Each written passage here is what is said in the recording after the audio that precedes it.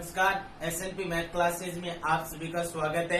पिछले वीडियो में अपन ने देखा था यूक्लिड विभाजन प्रमेय का द्वारा एचसीएफ याद करना। अब हम करते हैं अभाज्य गुणनखंड। जैसा कि पिछली कक्षाओं में आप पढ़ चुके हैं, ये वैसे ही इनको अभाज्य गुणनखंड से गुणनफल के रूप में व्यक्त करना है। तो कैसे करना है कि सबसे पहले जो भाग देते हैं वो छोटी संख्या से शुरू करना है। सबसे पहले सबसे छोटी संख्या से भाग देना है, उसके बाद में उससे बड़ी, फिर बड़ी, इस तरीके से आगे बढ़ना है। तो अभाज्य गुणनखंड करने में सबसे पहले इस तरीके की कोई स्ट्रक्चर बनानी पड़ती है अपने को। यहाँ पे देखते हैं कि इसका इकाई का अंक क्या है? एक सम संख्या है। सम संख्या है तो ये 2 से पूर्णतया विभाजित हो जाएगा। तो सबसे पहले इसको 2 से विभाजित करते हैं। तो 2 दूनी 4, 3 दूनी 6 और 4 दूनी 8। फिर से एक सम संख्या आ गई तो फिर से इसमें 2 का भाग चला जाएगा। 2 एकम 2, फिर 2 एकम 2 और 7 दूनी 14। अब देखिए इनका सभी का यहाँ पे क्या आ गया? एक विषम संख्या आ गई तो ये 2 से पूर्णतः विभाजित नहीं होगा। अब देखते हैं इसका योग, अंकों का योग। तो 1 और 1 2, 2 और 7 कितने? 9 हो रहे हैं। तो अंकों का योग इस तरीके से है कि वो योग 3 से पूर्णतया विभाजित हो, तो वो संख्या भी 3 से पूर्णतया क्या होगी? विभाजित होगी। तो क्या करेंगे? अब ये इसे 3 से क्या करेंगे? विभाजित करेंगे। तो 3 3 9, शेषफल बचेगा 2 और ये 7, 9 3 27। फिर से यहाँ पे क्या आ गया? एक विषम संख्या आ गई और इनका योग कितना है? 12। तो ये 3 से फिर से विभाजित हो जाएगा। तो 3 एकम 3 और 3 3 9। अब 13 क्या आ गई? 13 क्या? एक अभाज्य संख्या, और अभाज्य संख्या में केवल खुद का या 1 का भाग जाता है। तो क्या करेंगे? अब इसमें 13 का भाग देना पड़ेगा और यहाँ पे आ जाएगा 1। जहां पर भी 1 आ जाए वहां पे ये प्रक्रिया क्या हो जाएगी? समाप्त हो जाएगी। अब इनको क्या करेंगे? अभाज्य गुणनखंड करके और क्या करना है? गुणनफल के रूप में व्यक्त करना है। तो 468 संख्या थी, इनको अभाज्य गुणनखंड करके गुणनफल के रूप में व्यक्त कैसे करेंगे? देखो, 2 गुणा 2 गुणा 3 गुणा 3, उसके बाद में गुणा 13। यानी 2 कितनी बार आ रहा है? 2 बार आ रहा है। तो क्या होगा? 2 की घात 2, फिर 3 भी कितनी बार आ रहा है? 2 बार आ रहा है। तो 3 की घात भी कितनी होगी? 2। और 13 कितनी बार आ रहा है? 1 बार। ये हो गया इसका अभाज्य गुणनखंड और ये गुणनफल के रूप में व्यक्त हो गया। तो 468 है, उसको अभाज्य गुणनखंड करके गुणनफल के रूप में किस तरह व्यक्त कर सकते हैं? 2 की पावर 2 गुणा 3 की पावर 3 गुणा 13 की पावर 1। नेक्स्ट क्वेश्चन है अपने पास 945। इसका अभाज्य गुणनखंड करके इनको गुणनफल के रूप में व्यक्त करना है। तो देखिए यहाँ पे इसका इकाई का अंक क्या है? एक विषम संख्या है तो ये 2 से पूर्णतः विभाजित नहीं होगा। अब देखते हैं 3 से। तो 3 से करने के लिए क्या होगा? इनका योग है वो कितना आना चाहिए? 3 से विभाजित होने वाला आना चाहिए। तो 4 और 5 9 9 9 18। 18 3 से पूर्णतः विभाजित होता है। तो क्या करेंगे? इसको 3 से विभाजित करते हैं। तो 3 3 9, फिर 3 एकम 3, शेषफल बच जाएगा 1 और ये 5 5 3 15, 315। इनका योग कितना आ रहा है? 5 और 1 6, 6 और 3 9। तो ये भी 3 से पूर्णतः विभाजित हो जाएगा। 3 एकम 3, इसके बाद में क्या है? 1 3 से विभाजित नहीं होगा तो क्या जाएगा? 0 आ जाएगा। तो यहाँ पे कितने बचेंगे? फिर 15, 5 3 15। अब इनका योग कितना आ रहा है? 6 आ रहा है।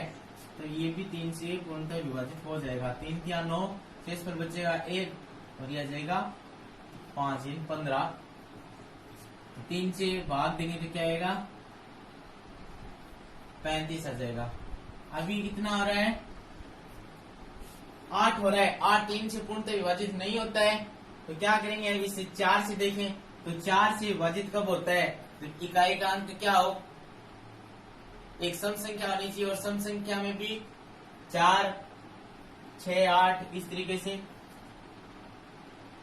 तो अब इसको किससे करेंगे? 5 से। तो 5 से करते हैं तो ये कितनी बार? 7 बार। और 7 क्या आ गई है? अब एक अभाज्य संख्या आ गई है। अभाज्य संख्या आ गई, इसका मतलब इसमें केवल 7 का ही भाग जाएगा। और यहाँ पे क्या आ गया? 1। ये प्रक्रिया क्या होगी? अब समाप्त होगी। तो 945 है, इसको भाज्य गुणनफल के रूप में किस तरीके से लिख सकते हैं? 3 गुणा 3 गुणा 3 गुणा 5 गुणा 7, यानी 3 कितनी बार है? यहाँ पे 3 बार है, तो 3 की घात 3 गुणा 5 की घात 1 गुणा 7 की घात 1। इस तरीके से इसको लिख सकते हैं। नेक्स्ट क्वेश्चन है अपने पास 140। इसमें क्या आ रहा है? 0 आ रहा है, तो ये 2 से पूर्णतः विभाजित हो जाएगा। 7 दूनी 14 और ये आ जाएगा 0। इसके बाद फिर 0 आ रहा है, तो 2 से हो जाएगा। 3 दूनी 6, 1 बचेगा और 5 दूनी 10, 35 आ गया। तो यहाँ पे क्या आ गई? विषम संख्या ही नहीं, का अंक, तो ये 2 से विभाजित नहीं होगा। अब देखते हैं इनका योग, देखते हैं तो कितना है? 8। 8 भी 3 से विभाजित भी नहीं है, तो ये 3 से भी नहीं होगा। फिर 4 से भी नहीं होगा, किससे करते हैं? 5 से। तो 7 पंजो 35, कितनी बार जाएगा? भाग 7 बार। 7 क्या आ गई? एक अभाज्य संख्या आ गई, और अभाज्य संख्या केवल खुद से या 1 से ही विभाजित होती है। तो क्या करेंगे? अब इसको 7 से विभाजित करते हैं, तो 7 एकम 7, यहाँ पे क्या गया? 1, और यहाँ पे 1 आते ही अभाज्य गुणनखंड की प्रक्रिया वो समाप्त हो जाएगी। तो 140 है, इसको अभाज्य गुणनखंड से गुणनफल के रूप में किस तरीके से लिख सकते हैं? 2 गुणा 2 गुणा 5 गुणा 7। तो 2 कितनी बार आ रहा है? 2 बार आ रहा है, तो 2 की घात 2 गुणा 5 की घात 1 गुणा 7 की घात 1। इस तरीके से इसको लिख सकते हैं। नेक्स्ट क्वेश्चन अपने पास है 3825। तो अब देखिए यहाँ पे इकाई का अंक क्या आ रहा है? विषम संख्या आ रही है, तो 2 से विभाजित नहीं होगा। इनका योग देखते हैं कितना हो रहा है? 5 और 2 7, 7 और 8 कितने हो गए? 15, 15 और 3 कितने हो गए? 18। 18 3 से विभाजित होता है, तो ये संख्या भी 3 से विभाजित हो जाएगी। 3 एकम 3, फिर 3 दूनी 6, शेष पर कितना बचेगा? 2, फिर आगे कितना है? 2, 7 3 21, तो शेष पर कितना बचेगा? 1, और आगे क्या है? 5, 5 3 15। अब फिर से देखते हैं इनका योग। 7 और 5 12, 12 और 2 14, 14 और 1 15। ये 15 3 से विभाजित होता है, तो ये संख्या भी 3 से विभाजित हो जाएगी। 4 3 12, उसके बाद में क्या है? 7, तो 3 दूनी 6, क्या बचेगा? 1, और आगे क्या है? 5, तो 5 3 15, 425 आ जाएगा। इनका योग कितना रहे? 5 और 2 7, 7 और 4 है 11।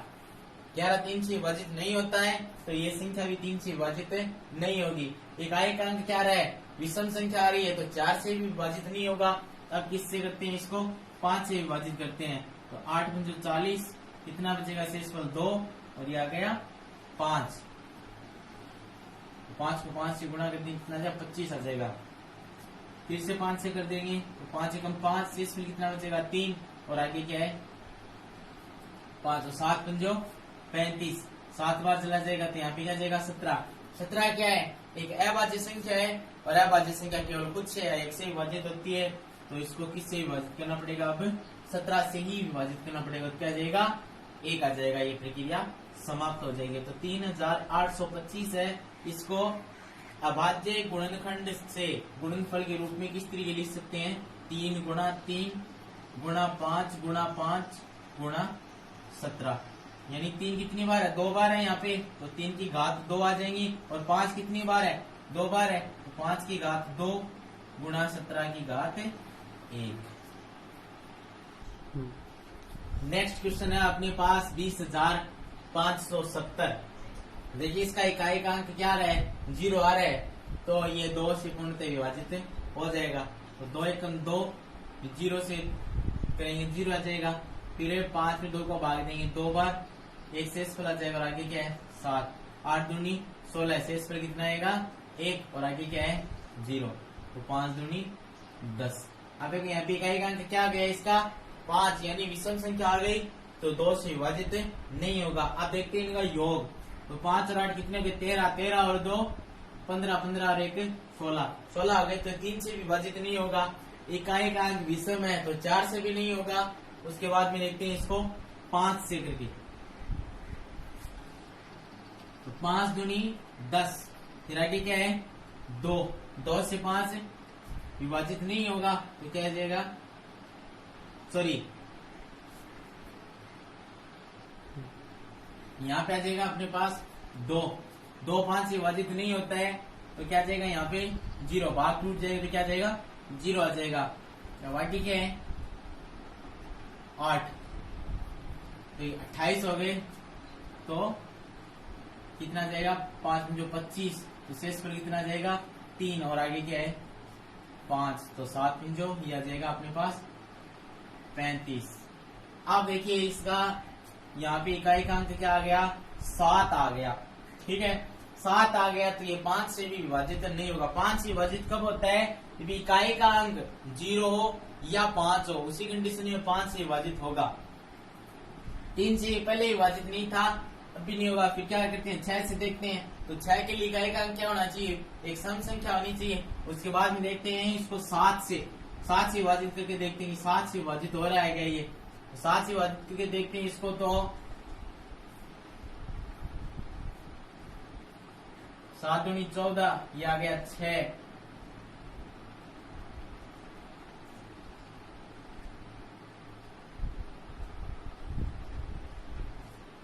6 शेष पे ला रहा है, इसका मतलब ये 7 से भी विभाजित नहीं होगा। उसके बाद में देखते हैं इसको 8 से विभाजित करके देखते हैं इसको,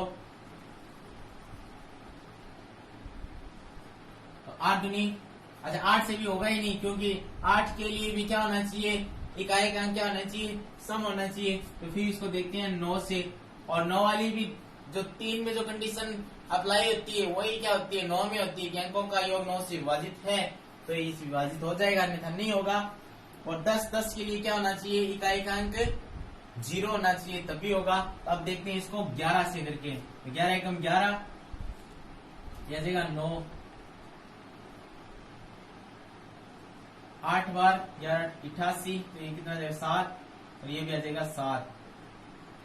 तो ये 11 से पूर्णतः विभाजित हो रहा है, शेष पर क्या आ रहा है, 0 आ रहा है। तो कितनी बार हो रहा है, 11 से हो रहा है 187 बार।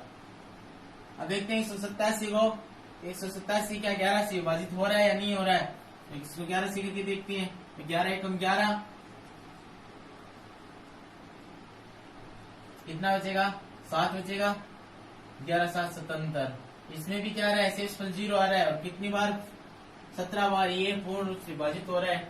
17 क्या आ गई, एक अभाज्य संख्या आ गई, तो क्या करेंगे, 17 को 17 से विभाजित करेंगे, तो क्या आ गया 1, और ये प्रक्रिया क्या होगी, समाप्त। तो 20,570 है, इसको अपने गुणनफल के रूप में किस तरीके से लिख सकते हैं, 5 गुणा 7 गुणा 11 गुणा 11 गुणा 17, तो 2 की पावर 1 गुणा 5 की पावर 1 गुणा 11 की पावर 2 गुणा 17। अपने अभाज्य गुणनखंड से गुणनफल के रूप में इस तरीके से 20,570 को लिख सकते हैं। आप स्क्रीनशॉट ले लीजिए या वीडियो को पॉज करके ये लिख सकते हो।